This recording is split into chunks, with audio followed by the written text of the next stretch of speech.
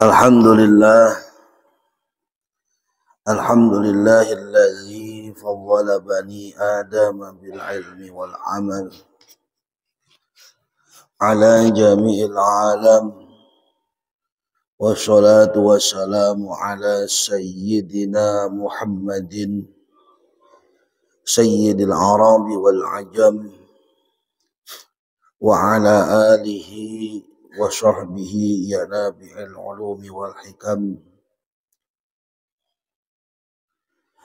Amma ba'du faya ibadallah usikum wa nafsi bitaqwallahi faqad fazal muttaqun.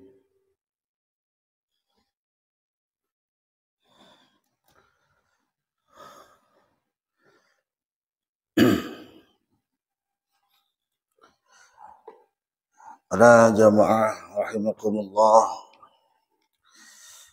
alhamdulillah atas segala nikmat yang telah Allah berikan kepada kita semua. Salawat dan salam semoga senantiasa tercurah limpahkan kepada junjungan alam habibana wa nabiyana Kanjeng Nabi Muhammad sallallahu alaihi wasallam, kepada para sahabatnya, para keluarganya, para pengikutnya, dan semoga kita semua termasuk umatnya yang mendapatkan syafaat di yaumil kiamah nanti. Hadirin para jamaah rahimakumullah, terima kasih Ki Hanafi yang telah mengulur-ngulur waktu hingga saya bisa nggak terlalu malu lah ketika terlambat. Mohon maaf sebelumnya atas keterlambatan ini. Bismillahirrahmanirrahim. Qala al-muallif rahimahullahu ta'ala wa nafa'na bihi wa bi asrarihi fi darain amin ya rabbal alamin. Adabul masajid. Pada kesempatan pagi hari ini kita akan membahas tentang tata keramanya ketika kita berada di dalam masjid. Perlu kita ketahui al-masajidu buyutullahi wa man 'allaqa qalbahu biha adallahu Allahu fi dhillihi yaumal qiyamah. Bahwa masjid itu adalah buyutullah. Masjid adalah rumahnya Allah Subhanahu wa ta'ala. Sehingga ketika kita masuk ke dalam masjid, berarti kita harus menjaga tata krama di dalam masjid tersebut. Namanya kita sedang bertamu ke rumah Allah, layaknya sebagai tamu, ya harus dengan tata cara atau adab yang baik. Dan waman 'allaqa qalbahu biha adallahu Allahu fi dhillihi yaumal qiyamati kama fil hadis.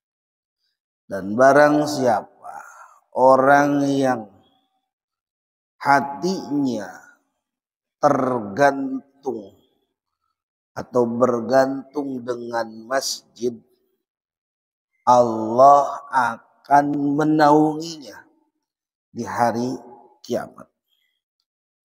Sebagaimana yang telah diterangkan di dalam sebuah hadis Nabi Shallallahu Alaihi Wasallam, bahwa ketika ada orang yang hatinya selalu terpaut dengan masjid, maka dia akan dinaungi oleh Allah di yaumil kiamah, dipayungin, diberikan tempat iup-iup kalau kata orang Jawa, tempat berteduh, karena pada hari kiamat itu kondisinya sangatlah panas di padang mahsyar.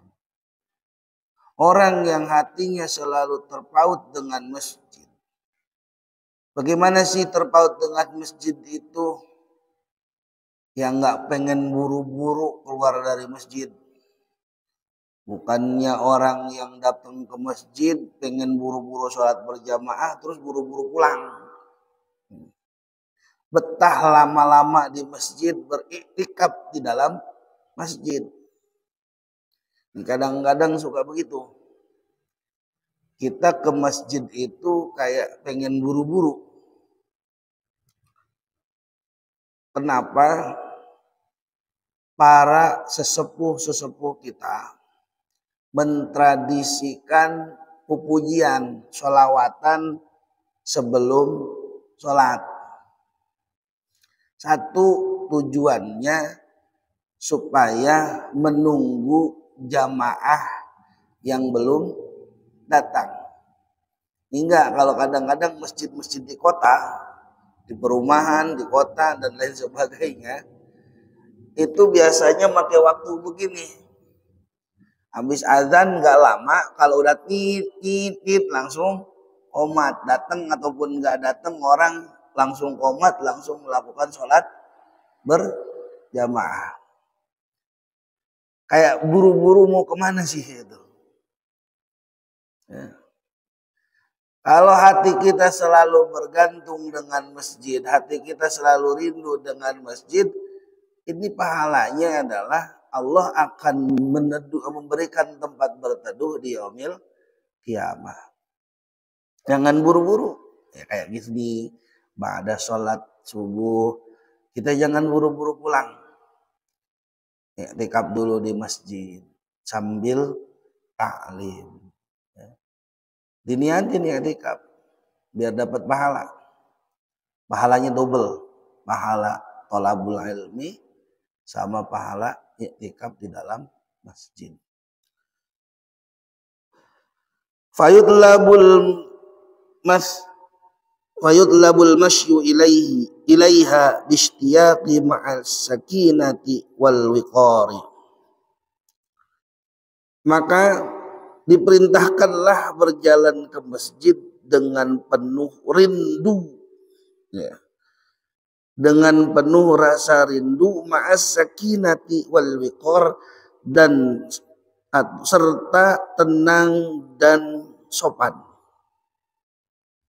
Orang kalau mau berangkat ke masjid itu, kita ketika berangkat ke masjid itu dianjurkan atau diperintahkan dengan penuh rasa rindu. Ya. Gimana sih orang mau ketemu dengan kekasih? Berkunjung ke rumah kekasih.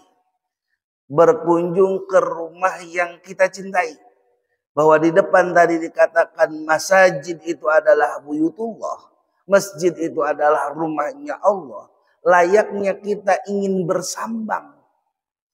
Kalau memang kita mencintai Allah, berarti ketika kita ingin menuju masjid, hawanya itu penuh dengan kerinduan. Pak Haji waktu mau nyambangi pacarnya gimana? Pasti kan dengan semangat ya. Artinya begitu. Orang rindu itu berangkatnya semangat. Bukannya berangkat ke masjid loyo terus gak semangat. Jangan. Tapi dengan penuh rasa semangat. Karena ada rindu yang harus kita pendam di dalam hati. Kemudian berangkatnya dengan tenang. Jangan tergopoh-gopoh, jangan. Tenang. Dengan penuh ketenangan berangkat. Bismillahirrahmanirrahim. Niat aku memenuhi panggilan Allah. Jadi nggak harus kita ke sono juga. Ini juga rumah Allah. Di mana bumi itu dijadikan sebuah masjid, ya, itu sama berarti adalah rumahnya Allah Subhanahu wa ta'ala. Jadi berjalannya dengan penuh rasa.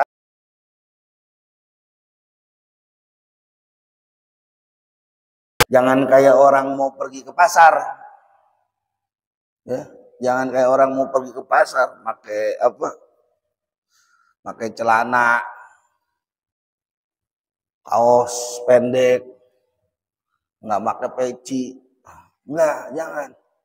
Jenengan mau bertamu ke rumah Allah. Masa mau bertamu ke rumah Allah pakai pakaian nggak sopan? Pakailah pakaian yang terbaik. Namanya kita mau ketemu sama Allah. Mau ketemu sama Pak Lurah aja kita kadang-kadang mandi dulu ya. Iya kan? Mandi, pakai minyak, baju juga baju batik, ya kan? Pakai baju batik, pakai celana yang bagus. Masa kita kalah punten sama teman-teman kita, saudara-saudara kita yang di Kristen? Oh, saudara-saudara kita mau ke gereja itu, Pak. Pakai jas, ya. Sepatu juga yang nantangin langit itu loh, Pak. Tahu nggak sepatu yang nantangin langit? Yang begini nih loh. Oh, itu nantangin langit. Ya, pakai celana, rambut di betel SBY, ya. Kanan. Betel SBY saya bilang gitu. Pakai minyak wangi, pakaian terbaik. Kita ini gimana orang akan tertarik berangkat ke masjid yang biasanya berangkat ke masjid di kumuh-kumuh, kopong gitu. Apalagi subuh masih beleken baru begini jalan kaki, ya Allah, nggak gitu. Dengan adab, dengan sopan santun, kita mau bertamu ke rumah Allah, pakai pakaian yang terbaik kita. Mulai besok begitu, mana yang pakaian yang paling bagus kita? Pakai, berangkat ke masjid. Gitu. Biar orang masuk masjid itu, keren orang Islam. Gitu. Ya. Wa dukhuluha bil yumna ma'a tanzifi na'layhi al-kharijaha wa qawluhu 'inda dukhuli Allahumma ftahli abwabar rahmatik. Dan diperintahkan ketika masuk ke dalam masjid menggunakan kaki kanan. Kaki kanan, Pak. Jangan disamain kayak masuk WC kaki kiri. Ini masjid. Kalau masuk ke tempat-tempat yang baik dengan didahulukan menggunakan kaki kanan. Kaki kanan dulu. Kemudian apa? Doa. Pas masuk kaki masuk, Allahumma ftahli abwabar rahmatik. Ya Allah, bukakanlah aku pintu-pintu rahmatmu. Masuknya itu pakai kaki kanan. Kaki kanan sambil doa, Allahumma ftahli abwabar rahmatik. Wa ada'u tahiyyatil masjidi. Kemudian sampai masuk ke dalam masjid melakukan sholat sunnah tahiyatul masjid. Ya, adabnya begitu. Gunakan kaki kanan, kemudian melakukan sholat sunnah tahiyatul masjid. Wat taslimi walau khalal masjidu minan nasi. Li'annahu la yakhlu minal jinni wal malaikati. Dan diperintahkan tadi itu pas masuk mengucapkan salam. Ya, masuk ucapkan salam. Walaupun nggak ada orang. Ya. Masuk kaki kanan, Allah muftahli abwabar rahmatik. Assalamualaikum warahmatullahi wabarakatuh. Mengapa harus seperti itu? Khalal masjid, walau khalal masjidu minan nas, walaupun di masjid itu nggak ada orang. Li'annahu la yakhlu minal jinni wal malaikah. Karena sesungguhnya masjid itu tidak akan sepi dari jin dan malaikat. Walaupun nggak ada orang, ini ada jin sama malaikat. Jadi kadang-kadang suka ada orang dulu mah, kalau yang tidur di masjid suka dipindahin ke dalam bedug ya. Iya, itu memang benar, ada jinnya. Jadi karena masjid itu tidak sepi dari jin dan malaikat, masuk kaki kanan, ucapkan salam. Ada makhluk selain manusia, walaupun sepi, walaupun nggak ada orang. Biasa suka ada jam 3 kita mau sholat tahajud gitu ya di masjid, belum ada orang. Masa harus ngucapin salaman gitu? Ya tetap harus mengucapkan salam karena ada jin dan malaikat di dalam masjid yang kita harus hormati. Kemudian wal julusu bi niyyati taqarrubi wal muraqabatillahi ta'ala. Dan diperintahkan pula untuk duduk ya, dengan penuh atau dengan niat taqarrub, mendekatkan diri kepada Allah. Muraqabah, merasa dalam pantauan Allah, duduk dengan penuh taqarrub. Baca zikrullah sallallahu alaihi Muhammad. Apalagi sebentar lagi menjelang bulan Ramadan, jangan di rumah. Banyakin i'tikaf di masjid. Banyakin i'tikaf di masjid. Jangan tidur mulu bulan Ramadan. Udah siangnya tidur, masa malam mau tidur juga? Ya. Kadang kita bulan Ramadan itu bulannya tidur. Karena merasa naumu so'im ibadah itu. Tidurnya orang berpuasa adalah ibadah, akhirnya tidur terus. Malamnya ya dipakai untuk i'tikaf di masjid. Itulah kenapa, ini saya sedikit membahas ke masalah Ramadan. Mengapa Allah Subhanahu wa Ta'ala menjadikan Lailatul Qadar itu rahasia? Kenapa Lailatul Qadar itu menjadi rahasia? Kan gitu ya, Pak. Lailatul Qadar itu enggak ditentukan tanggal sekian akan terjadi Lailatul Qadar, enggak ada. Allah rahasiakan itu. Supaya kita istiqomah tuh. 1 bulan penuh kita melakukan ibadah. Tiap malam. Jangan pas malam 21 ke sono. Terus. Kadang-kadang ada begitu tuh. Tarah rajinnya. 10 hari terakhir. Bulan Ramadan ya benar. Tapi kadang-kadang di belakang-belakangan. Apalagi ada juga yang lebih parah. Semakin dekat dengan Lebaran, i'tikafnya bukan lagi di masjid, di mall, di pasar. Ya. Kenapa? Belanja. Gitu. Melakukan i'tikaf di masjid, taqarrub kepada Allah. Muraqabah kita. Dengan penuh kekhusyuan. Wal iktsaru min zikrihi. Perbanyaklah berzikir kepada Allah di masjid. Duduk, niat i'tikaf, zikir. Bebas mau baca apa aja. Baca sholawat, baca istighfar, baca tasbih, baca tahlil, ya, ataupun baca Quran, tadarrus. Bebas. Yang penting zikrullah. Ingat-ingat kepada Allah. Wa habsun nafsi 'anis syahawati wajtinabul khusumati, dan menahan hawa nafsu dari syahwat, menjauhi perselisihan. Ya. Di dalam masjid itu jangan sampai berpikiran yang macam-macam, Pak Haji. Ya. Jangan pas ke masjid itu karena pas berangkat ke masjid kita ketemu dengan Jahe atau Mahmud Abbas, Mamah muda anak baru 1. Kepikiran, aduh, Akhirnya di dalam masjid mikirinnya bukan zikrullah, bukan muraqabah, tapi apa? Aduh tadi ketemu Mahmud Abbas, aduh kepikiran, jangan. Ya. Tapi jauhkan dari syahwat dan jauhi perselisihan, jangan berdebat di masjid, berantem di masjid. Ini rumah Allah kok berantem, malu kita.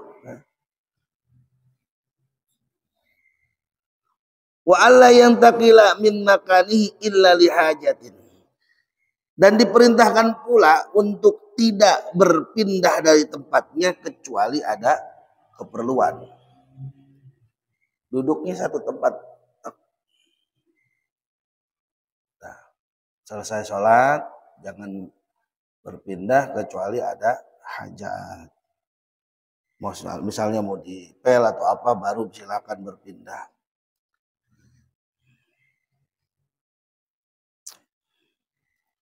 Wa alla yunshida dhalatan.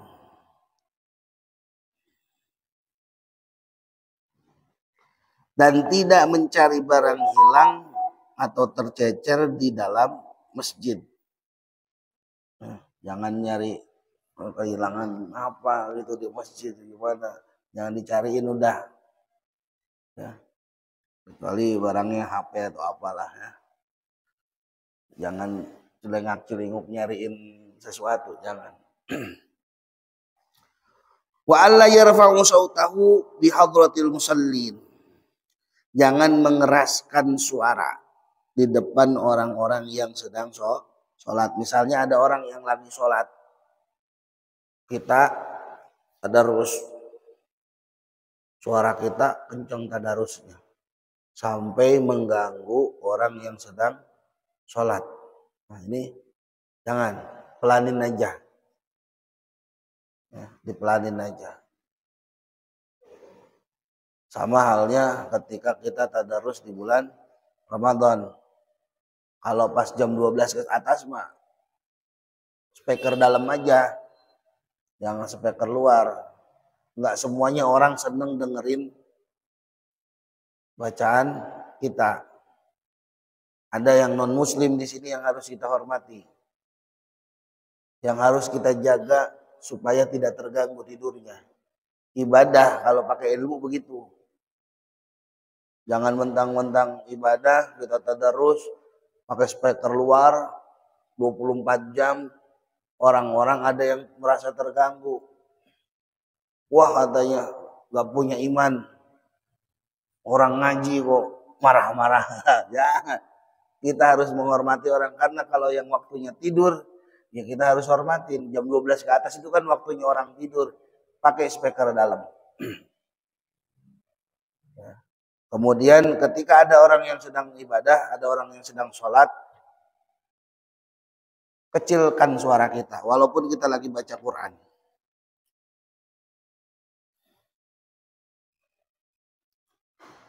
Wa alla yamurra baina aydihim. Dan tidak berjalan di depan orang yang lagi sholat. Orang yang lagi sholat. Ya. Kita jangan langkahin orang tersebut. Jangan ada di depannya. Ya. Jangan jalan di depan orang yang sedang melakukan sholat. Saya pernah dengar satu keterangan itu begini. Kalau orang tahu bahwa Allah saking gak sukanya ketika ada orang yang berjalan di depan orang yang sedang sholat, maka orang tersebut akan rela berdiri walaupun 40 tahun lamanya untuk menunggu orang tersebut selesai melakukan sholat. Begitu. Nggak tahu tuh keterangannya bagaimana. Saya belum pernah sih ngeliat ininya apa. Dalilnya. Tapi saya pernah mendengar ada keterangan seperti itu. Ya. Jadi kalau ada orang yang lagi sholat, kita jangan berjalan di depannya. Tunggu dulu dia selesai sholat, baru kita keluar. Kadang-kadang kan selesai sholat ada yang wiridan ya. Wiridan, terus ada yang melakukan sholat sunnah. Itu jangan buru-buru keluar, kan kadang gitu. Ada orang yang lagi sholat, kita lewatin di depannya. Nggak boleh, dilarang. Wa alla yashtagila bisin'ati, dan tidak menyibukkan diri dengan satu kegiatan. Ya. Tidak disibukkan dengan satu kegiatan. Wa ala yakhudhu fi kalam ahli dunya, dan jangan berbicara tentang urusan duniawi. Ya. Jangan berbicara tentang urusan duniawi di dalam masjid itu. Ngobrolin atau tawar menawar harga lah, deal-dealan harga, apalagi jualan, jangan di masjid. Ini ancamannya. Supaya apa? Liyaslama minal wa'idil warid fi qaulin nabi, supaya kita selamat dari ancaman yang disabdakan oleh Nabi Shallallahu Alaihi Wasallam. Apa? Ya'ti fi akhir zaman nasun min ummati ya'tunal masjida yaq'uduna fiha halaqan zikruhumud dunya wa hubbud dunya la tujalisuhum falaysa lillahi bihim hajatun.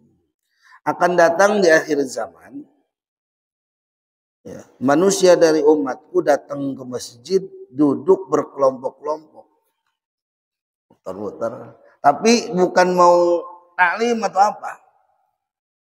Kayak ini nyinggung banget kita nih kalau habis ngaji. Ya. Duduk kemudian membicarakan urusan dunia. Ya. Bahkan dilarang. La tujalisuhum, kamu jangan duduk. Jangan duduk bersama mereka. Allah tidak memerlukan mereka. Gitu. Ini jangan duduk di masjid ngobrolin urusan dunia.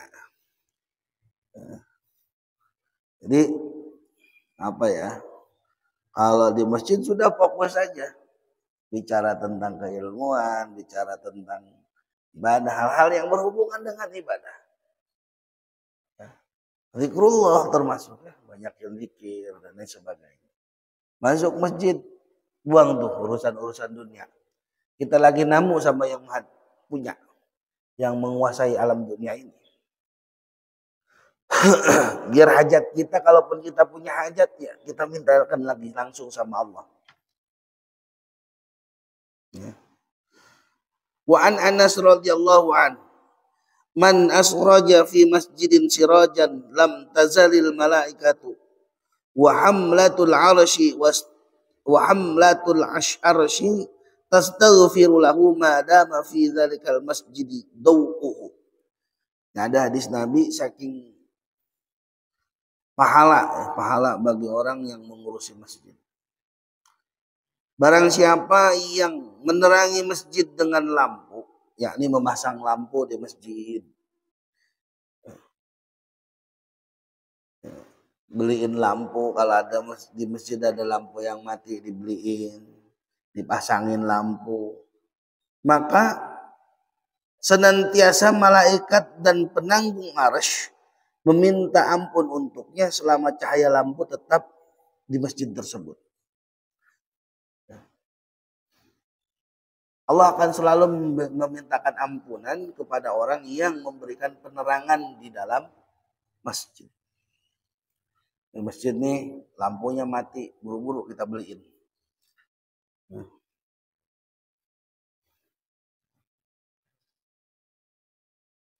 Kemudian wa qala Nabi sallallahu alaihi wasallam, qala Allah taala inna buyuti fi ardil masajid, sesungguhnya rumahku di bumi adalah masjid.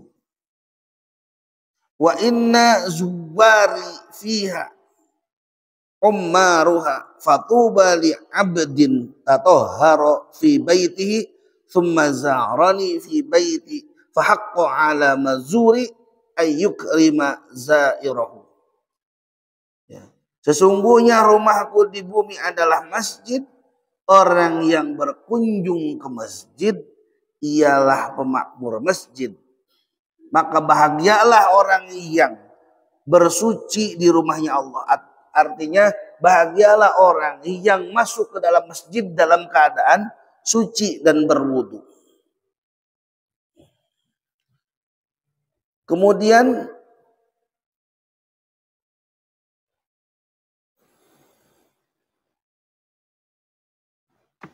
niat kita berangkat ke masjid dengan niat mengunjungi atau memenuhi panggilan Allah.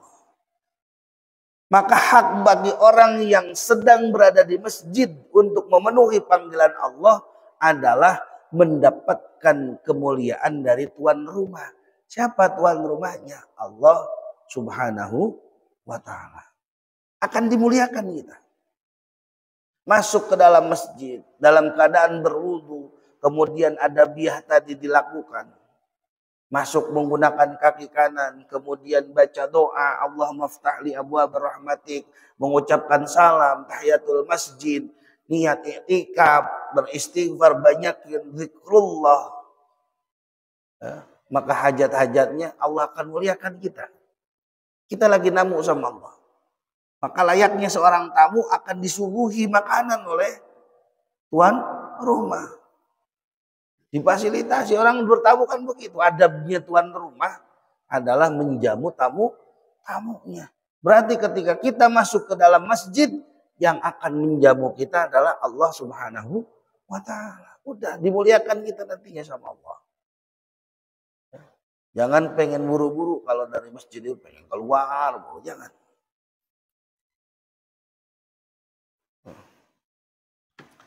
Ma'asyiral muslimin rahimakumullah. Mungkin itu saja yang dapat disampaikan. Semoga kita bisa menjaga adabiyah kita di dalam masjid. Dan semoga hati kita digerakkan oleh Allah untuk senantiasa rindu sama masjid. Kurang lebihnya mohon maaf. Hadanallahu wa iyyakum ajmain. Wallahul muwaffiq ila aqwamit thoriq. Assalamualaikum warahmatullahi wabarakatuh.